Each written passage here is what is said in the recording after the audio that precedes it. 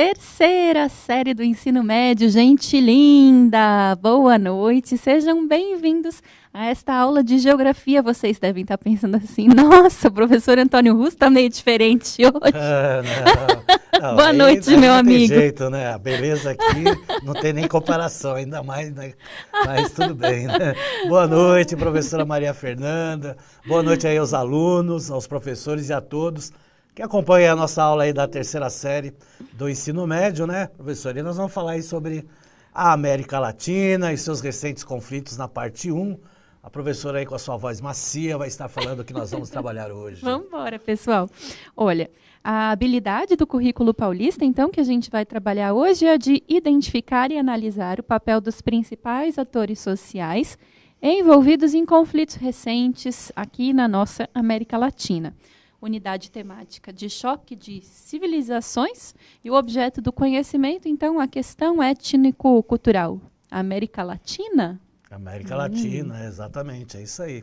É um ponto de interrogação, porque a América Latina ainda é um ponto de interrogação em vários aspectos. Em vários aspectos. E até porque a gente vai ter a ver um vídeo que faz até parte dessa relação que nós temos na América Latina, né, professora? Exatamente. A gente vai, então, agora assistir, convido vocês, um vídeo do IBGE chamado Erradicação da Pobreza. Vamos acompanhar juntos?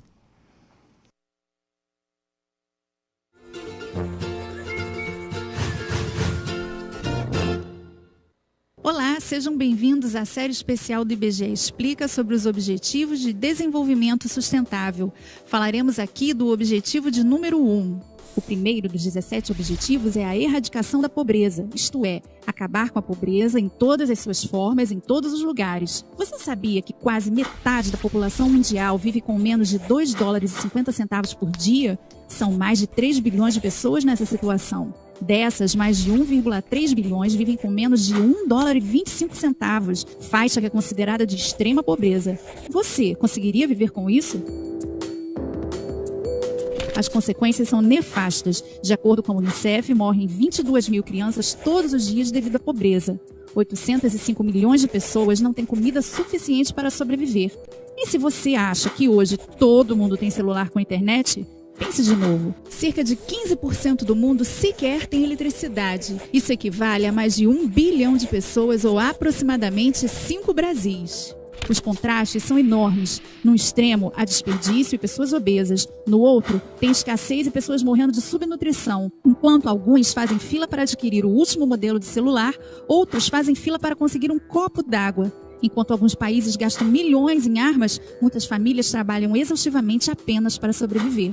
Com os objetivos do milênio firmados no ano 2000, conseguimos reduzir a pobreza. O objetivo agora é avançar dentro do tema e acabar de vez com ela.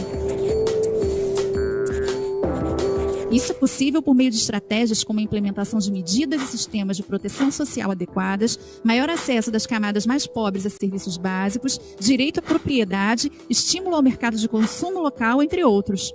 É um grande desafio, mas que deve ser enfrentado.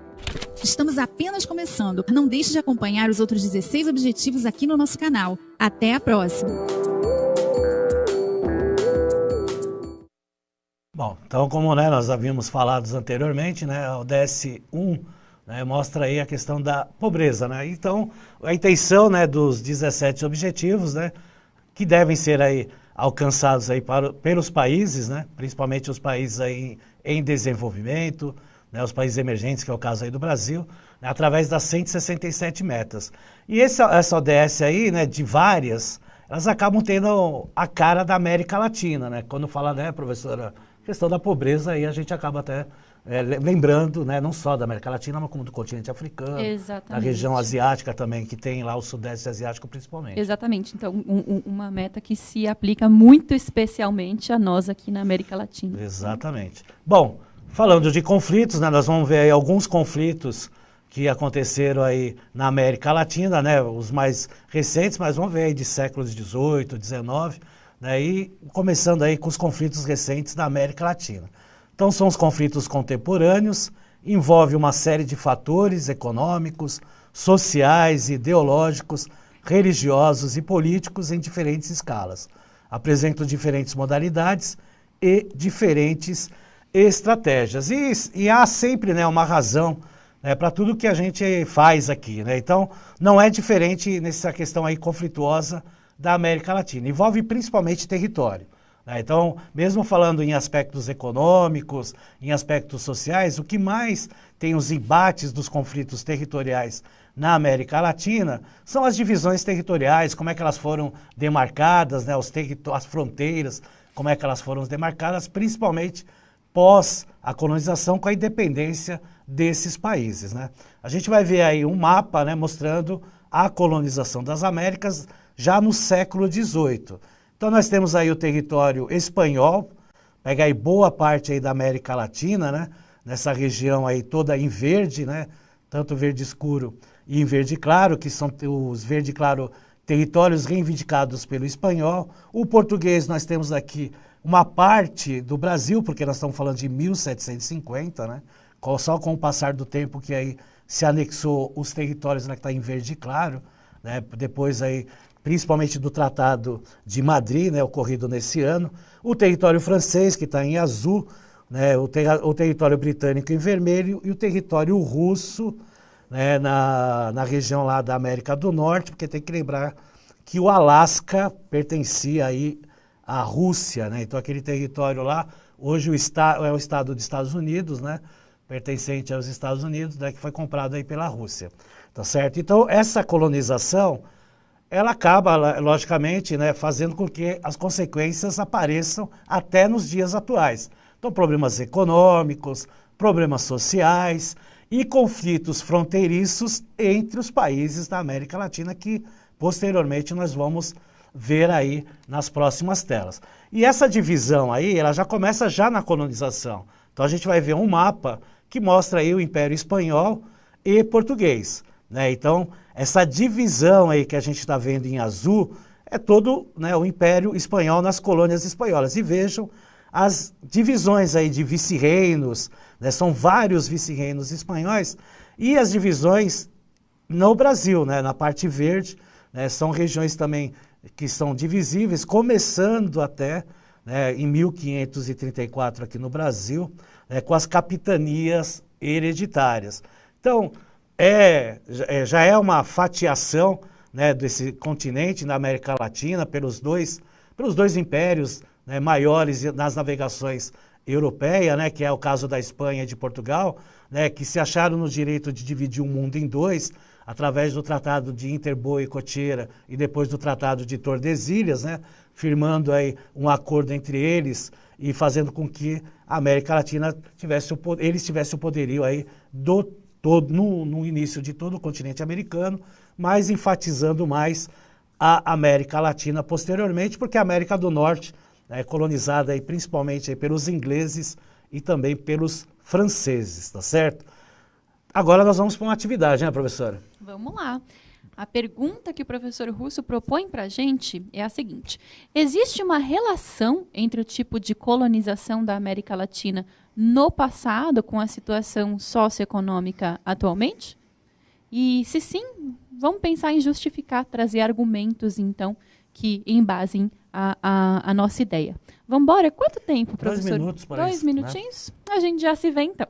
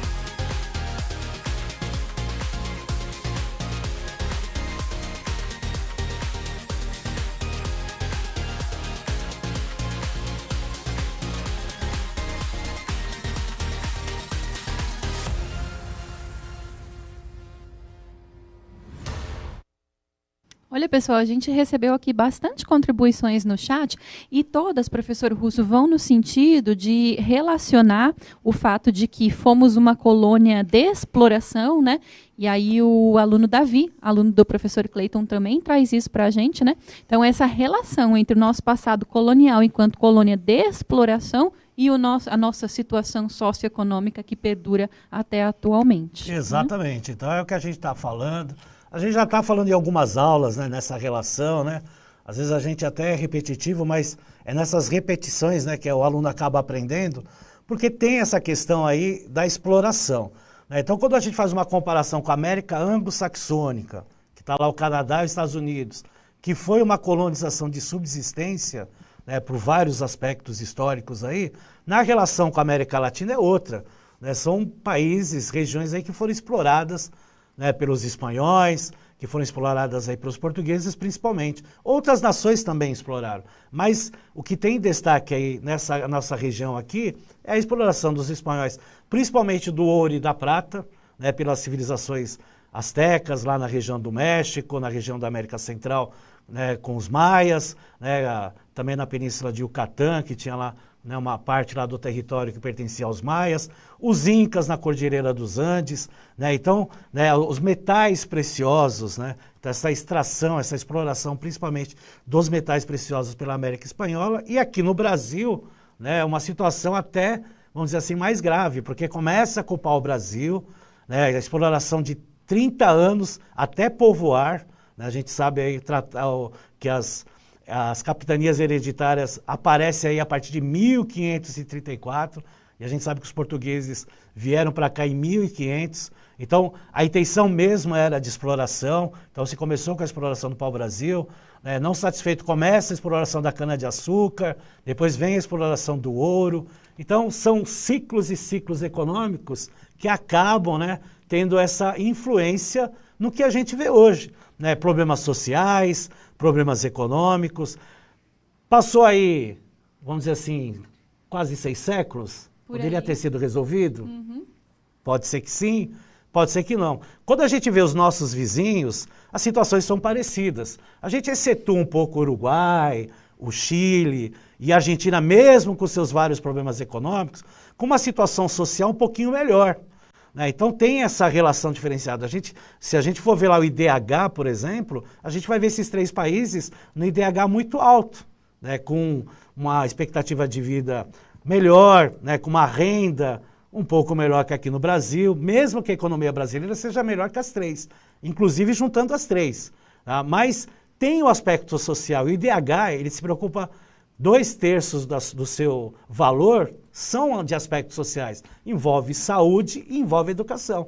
E mesmo nesses países que a gente se permite excetuar um pouquinho, né, a gente tem ainda esse debate, por exemplo, o pensador Eduardo Galeano, grande pensador uruguaio, ele escreve a sua obra As Veias Abertas da América Latina, então que ele conta um pouco como é que a chegada do espanhol representa assim um talho mesmo, né, na veia desse nosso continente latino-americano, pelo qual escoam as nossas riquezas, né, e que, segundo Galeano, então, uma situação que vai se reproduzindo historicamente até chegar na contemporaneidade. Tanto é que virou até uma obra de arte, né, de Oscar Niemeyer, que está no Memorial da América Latina, que mostra, acho que não sei se eu mostrei na aula aqui da 3ª série ou foi de uma outra série, até de uma atividade.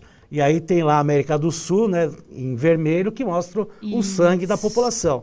Então mostra realmente, né, que o histórico aqui da América Latina sofreu todo esse processo. Tem como resolver, lógico, mas precisa ter boa vontade política, né, boa vontade da população, porque tem a questão da educação, né? A educação, nessa relação, ela tem uma suma importância. E nós aqui, como educadores, sabemos disso, né? A educação é o pontapé inicial da vida aí, de qualquer profissional dentro do país, até na relação de se pedir, né, de se ter os seus direitos. Né? Nós temos uma Constituição que é conhecida como Constituição Cidadã, né, que dá direitos, né, e deveres a todos, que é uma Constituição aí de 1988, tá certo? Vamos lá voltar aqui para os conflitos. Agora nós vamos ver vários conflitos aí que aconteceram no nosso continente aqui, especificamente América Latina. Então nós temos aí a Guerra do Pacífico. Observem nesse mapa a parte amarela pertencente à Bolívia. Então veja que a Bolívia tem uma saída para o mar, que é a região de Antofagasta, tá certo? Lá no Peru tem a outra região, que é a região de Tarapacá, que pertence ao Peru, tá certo? No conflito, o que que acontece? Vamos mutar a tela, nós vamos ver aí um outro mapa, pode mudar aí. Isso. O que que acontece com a Bolívia? Né? Então, vê lá o tracejado verde lá, vai pertencer, na realidade, ao Chile. Então, esse conflito que é conhecido aí como Guerra do Pacífico, que durou de 1879 a 1884, as duas regiões, tanto a do Peru e principalmente a da Bolívia, que deixa de ter saída para o mar, o que dificulta o comércio para outros continentes, né, faz com que o Chile estenda o seu território, tá certo? Então, esses dois territórios, tanto os territórios bolivianos e o território peruano, são anexados ao Chile através dessa Guerra do Pacífico. E esse conflito, ele acabou, certo? Não tem guerra, nada. Mas existe atritos entre esses três países até hoje, entendeu? Então, ainda está lá. Então, vamos dizer assim, está lá o fogo. Então, né, como né, o nosso câmera querido aqui comentou, é jogar gasolina no fogo, aí vai ampliar. Então, não tá totalmente isentado. Não existe uma jurisdição que vai falar, ó, tá certo isso aí. Pode gerar um outro conflito, então vive. E a gente vê muito esses conflitos em partidas de futebol ou alguma outra partida esportiva na qual o país, né, tem aquela preferência, né? Por exemplo, Cuba e Estados Unidos, quando joga lá futebol, quando joga beisebol, existe um conflito tão grande pelaquela relação política que havia entre os dois países. Isso vai até para partidas esportivas, né? O que é extremamente desagradável, tá certo? Vamos lá para o próximo conflito, que é o conflito de Letícia, Peru, Colômbia, que vai de 1932 a 1934. Isso ocorreu pelas três fronteiras que aparecem aí entre Colômbia e Equador, que tem lá também uma fronteira com o Brasil. Então a Letícia hoje é uma cidade da Colômbia, ela é do departamento que eles chamam lá departamento de Amazonas, e é a cidade que eles consideram a cidade mais ao sul do país, aí, que é uma cidade que eles chamam aí cidade austral da Colômbia. Então também é um conflito de território, até porque existe uma entrada para o rio Amazonas, né, e os rios eles são importantes, né, nesse contexto territorial, né, porque o país que tem lá, né, o seu leito de rio pode desviar o leito dele, toda essa geração aí de conflitos territoriais, até por os aspectos aí das questões aí dos rios, né? Então, o conflito aí de Letícia entre Peru e Colômbia teve esse aspecto aí, que teve a influência da OEA, que é a Organização dos Estados Americanos, teve até um tratado no Tribunal de Haia, na Holanda, que é um tribunal internacional, também teve, né, uma influência do Brasil, que queira ou não, o Brasil ele tem uma influência muito grande na América Latina, tá certo?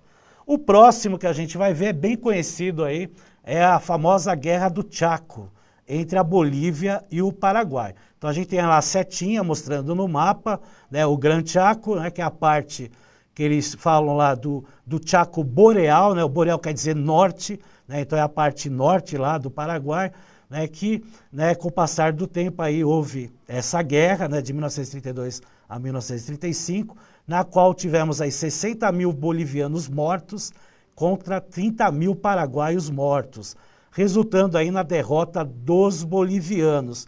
Qual que é a importância desse território? Tem muito a ver com a descoberta do petróleo nesta região. E envolveu até, né, empresas de petróleo na época importantes, como a Standard Oil, né, que influenciou até nessa guerra aí, para, logicamente, enfraquecer os dois lados e se favorecer. Olha que interessante essa situação, né? Uma empresa aí de fora, né, influenciando aí na política territorial de dois países, acabando enfraquecendo aí, dentro aí um total de mais ou menos aí 90 mil mortes aí, e logicamente prevalecendo o Paraguai, como a gente vai ver, né, se a gente for ver lá o mapa atual, a gente vai ver, né, a questão aí da Bolívia perder essa parte desse território que tem recursos naturais, como teve também, né, na questão lá da Bolívia, né, e o Peru com o Chile, que também tem recursos naturais, que também, né, faz parte aí de conquistas de território. Tá? Vamos lá para a Guerra de Cenepa, que é um outro conflito territorial, aí já é mais recente, né, Equador e Peru, 1995, né, então houve lá uma oposição de forças armadas do Peru e do Equador, que aí lutaram aí pelo controle dessa área, né, disputada aí na fronteira dos dois países, durante os meses de janeiro e fevereiro de 1995. Então, na realidade, não houve aí uma declaração de guerra nesses países, mas houve um conflito diplomático, né, e movimentação de operações militares nessas regiões aí, tá certo? E observando lá no mapa, né, aquela parte vermelha, né, a gente também vê que é uma extensão, né, muito grande de território para um país, né, perder ou ceder. Né? Então é isso aí. Então a divisão que ficou aí foi a cordilheira aí de Condor, aí, como aparece na imagem para vocês. Então essa daí também foi uma divisão internacional, tá certo? Feito também pelo Tribunal de Haia, né, que é o tribunal aí que decide aí jurisdições internacionais aí de guerra ou conflitos territoriais aí. Então passa aí para o tribunal, que até pode punir, né? Aconteceu isso até com a questão aí da Segunda Guerra Mundial, com os nazistas aí, vários deles, né, foram punidos, mas vários deles também sumiram do mapa, né?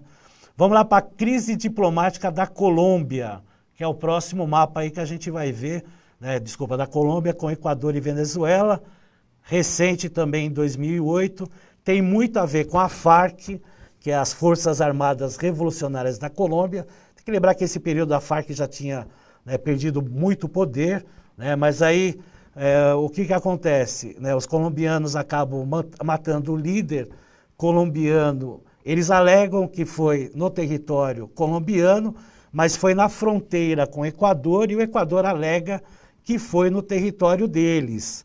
E aí gera um conflito, por quê? Porque não houve autorização do presidente equatoriano, ou seja, do governo equatoriano, para o governo colombiano, né, entre aspas, invadir a sua fronteira, né, e matar, né, o líder da FARC. Né? A Colômbia até hoje diz que não invadiu, que foi no território, mas do lado colombiano. E a Venezuela, ela acaba entrando no meio, né, porque se descobriu documentos que se patrocinava a FARC, mas não se sabe se é verdade, se é mentira, é aquela coisa de conflitos que vem desde a época da independência dos países, né? Tem que saber que esses países fizeram parte de um vice-reino, e aí quando se dividiu eles não aceitaram essa divisão, então veja. Já carrega toda uma bagagem histórica que vai aumentando, né? Exatamente. Esse eu acho que é o maior problema da América Latina, né? Esse ranço que se carrega por anos e anos, né? Dizer assim, a palavra é meio forte, mas pô, vamos sentar, vamos resolver, vamos fazer o Mercosul crescer, vamos fazer aí o Pacto Andino crescer, a Unasul, juntar aí todos os países da América do Sul, aí envolver a Guiana, envolver até o Suriname, né? A Guiana Francesa não dá para envolver, porque é um departamento francês, né? Faz parte da França, né? É um território ultramarino, né? Mas são 12 países aí, porque eu vou fazer um acordo aí e, né, avançar todos, né, de uma vez, mas fica essa coisa, né, de território até hoje que, para mim, já passou até do ponto. Bom, vamos lá para a próxima aí, crise diplomática, a disputa territorial e a delimitação marítima entre Colômbia e Nicarágua. Tá? Então aí também, né, mas é uma questão mais marítima. Tá? A Nicarágua argumenta que a Colômbia não cumpriu uma ordem judicial de 2012 que garantia territórios caribenhos. Tá? Tá aí até marcando aí, né, a parte verde aí, né, com uma parte colombiana, né, mas a gente vai ver um outro mapa, pode aí seguir o próximo mapa, e aí vai ter lá a divisão que pertence à Nicarágua, que a Colômbia não está respeitando, né, e também, né, os juízes aí, né, holandeses aí do Tribunal de Haia decidiram aí a favor da Nicarágua. Tá certo, pessoal? Aí nós temos a última, que é rapidinho, a crise do papel da Argentina, até crise do papel nós temos aqui.